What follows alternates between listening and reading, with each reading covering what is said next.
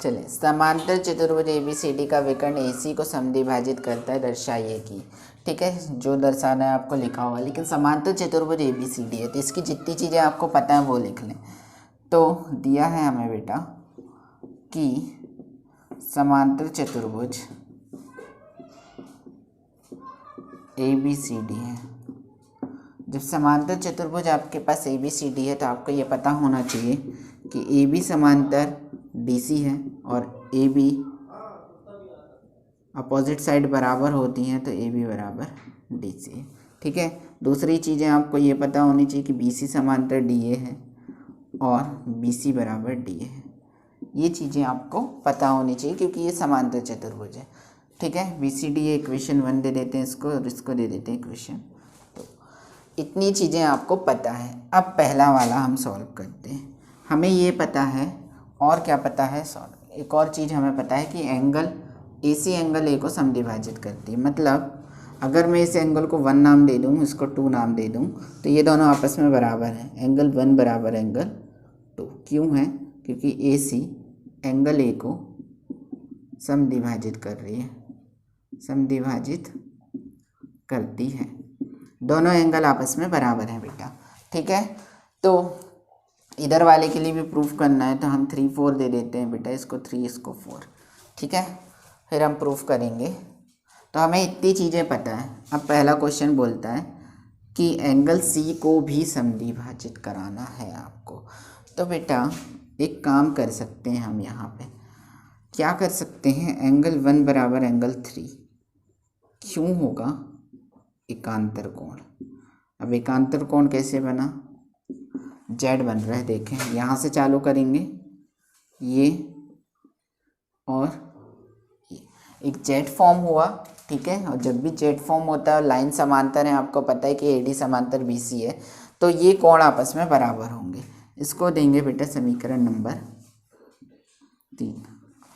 इसी प्रकार एक चीज़ और होगी, इसी प्रकार जो एंगल 2 है वो एंगल 4 के बराबर हो जाएगा, वो भी एकांतर कोण है बेटा। ठीक है, एकांतर कोण। फिर देख लें कि Z बन रहा है कि नहीं। यहाँ से चालू करें ये कुछ इस तरीके से, तो Z बन रहा है और Z बन रहा है तो एकांतर कोण, क्योंकि लाइन भी समांतर। समीकरण नंबर 4। ठीक है, समीकरण नंबर 4। चलें तो फिर करेंगे। हमें ये पता है, हम जानते हैं कि एंगल 1 बराबर एंगल 2, ये तो दिया था हमें, और 1 3 के बराबर है तो इसको लिख सकते हैं 1 को 3 के बराबर और 2 को लिख सकते हैं एंगल 4 के बराबर। ये कहाँ से आया? समीकरण 3 व 4 से। और जब ये आया बेटा कि समीकरण एंगल 3 बराबर एंगल 4, इसका मतलब क्या? ये वाला एंगल इसके बराबर हो गया। तो अब सीधा सा लिख सकते हो AC एंगल C को समद्विभाजित करती है, एंगल C को समद्विभाजित करती है। यही आपको प्रूफ करना था पहली कंडीशन पे। तो ये पहला वाला प्रूफ होता है आपका। ठीक है, AC एंगल C को समद्विभाजित करती है। कैसे प्रूफ किया? एंगल 3 एंगल 4 के बराबर कर लिए। अब आपको प्रूफ करना है कि ABCD समचतुर्भुज है। ठीक है, अच्छा इसका मतलब तो ये भी हुआ एंगल 1 एंगल 2 के बराबर है बेटा, और एंगल 2 एंगल 4 के बराबर और एंगल 1 एंगल 3 के बराबर है। इसका मतलब सारे एंगल आपस में बराबर हैं। ठीक है, सारे एंगल आपस में बराबर हैं, मीन्स हमें ये पता है कि angle 1 equals to angle 2 equals to angle 3 equals to angle 4। सारे एंगल आपस में बराबर है। क्यों? 1 3 के इक्वल है, 3 4 के इक्वल है, 4 2 के इक्वल है, तो सारे एंगल आपस में बराबर हो गए। जब सारे एंगल आपस में बराबर हो गए तो अब हम त्रिभुज ADC में काम करते हैं। तो त्रिभुज ADC में देखें, जब सारे एंगल बराबर है तो एंगल 1 इक्वल्स टू एंगल 4 लिख सकते हैं, बिल्कुल लिख सकते हैं क्योंकि सारे बराबर हैं। तो बेटा जिनके कोण बराबर हैं, तो उनकी सम्मुख भुजा बराबर होती है, आपको पता होना चाहिए। सम्मुख भुजा बराबर होती है, तो कौन सी सम्मुख भुजा बराबर होगी? एंगल 1 की बात करें तो एंगल 1 के सम्मुख भुजा है DC, बराबर होगी बेटा एंगल 4 की सम्मुख भुजा है AD के। DC बराबर AD हो जाएगा। इसी प्रकार जब आप इस ट्रायंगल में काम करोगे तो एंगल 3 एंगल 2 के बराबर निकलेगा। इसका मतलब AB बराबर BC। ठीक है, इसी प्रकार ये वाला भी, इसके सामने की भुजा चेक करेंगे तो वो भी बराबर हो जाएगी। अब वापस आए समीकरण 1 में देखें, AB DC के बराबर थी, ठीक है, और BC DA के बराबर थी। मीन्स इनको दे दें, समीकरण कौन सा हो गया था, 4 तक हो गया था। इस बंदे को दें 5, इस बंदे को दें 6। समीकरण 5 6 1 2 से चालू करो। समीकरण 1 2 व 5 और 6 से बेटा सारी भुजाएं आपस में बराबर हो जाएंगी। क्यों हो जाएंगी? AB DC के बराबर है और DC AD के बराबर है और DA BC के बराबर है। सारी भुजाएं आपस में बराबर नज़र आ रही हैं, तो AB बराबर लिख सकते हो BC, BC बराबर CD और CD बराबर DA। और जब सारी भुजाएं बराबर हो जाती हैं तो वो बंदा हो जाता है समचतुर्भुज। तो ABCD एक समचतुर्भुज है। आपको यही प्रूफ करना था। एक समचतुर्भुज है बेटा, समचतुर्भुज जिसकी सारी भुजाएं बराबर होती हैं तो वही बना लें। ठीक है, ये भाई साहब ABCD है जो एक समचतुर्भुज है। ठीक है, समचतुर्भुज की सारी भुजाएं बराबर होती हैं, इसका मतलब ये सारे आपस में बराबर है। ठीक है, विकर्ण AC, तो A और C को ज्वाइन कर लें।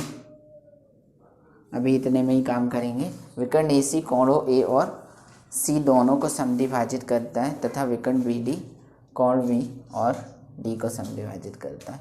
तो हमें क्या प्रूफ करना है बेटा? दिया है वो लिख लें।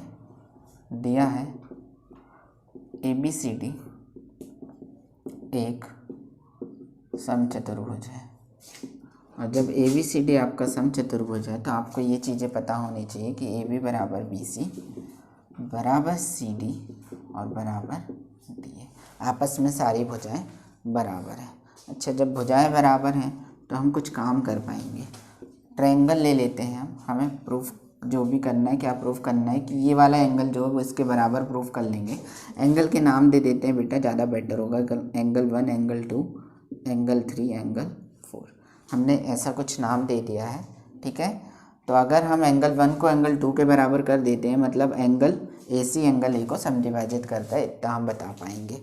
तो हम क्या काम कर लें, दोनों ट्रायंगल को प्रूफ कर लेते हैं बेटा सर्वांग सम। तो ट्रायंगल ADC और ट्रायंगल ABC में, जब ADC और ABC में हमने चेक किया तो हमें पता चला कि यहाँ पे क्या क्या बराबर है। देखें, सारी साइड बराबर है, तो AD के बराबर BC लिख सकते हैं। यहाँ से AD लिए तो यहाँ से BC, ठीक है, बराबर होंगी।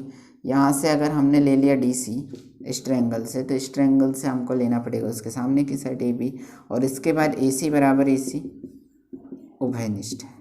ठीक है, AC बराबर AC उभयनिष्ठ। तो आपको यहाँ से पता चला, क्या पता चला? SSS सर्वांग क्षमता से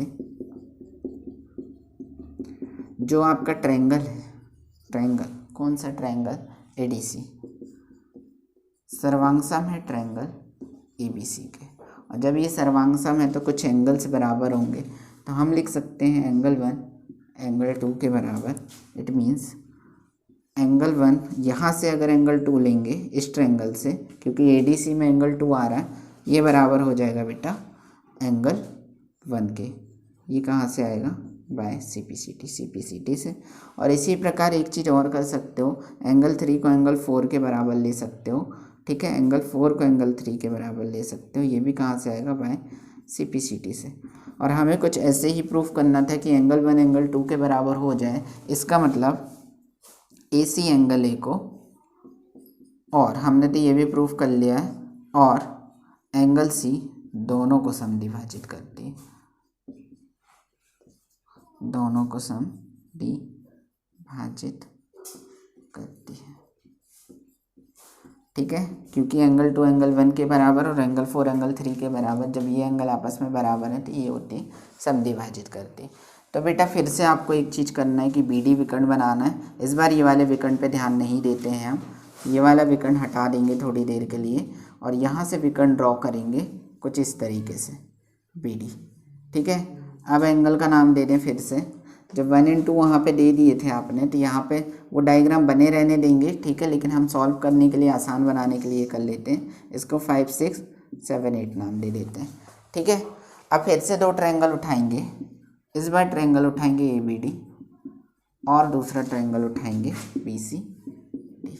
साइड फिर से बराबर है बेटा, अगर यहाँ से ए बी ले रहे हैं तो वो बराबर है सी डी के, अगर इस ट्रायंगल से आप ले रहे हो ए डी तो वो बराबर होगी बी सी के। ये साइड आपस में बराबर और बी डी बराबर बी डी उभयनिष्ठ।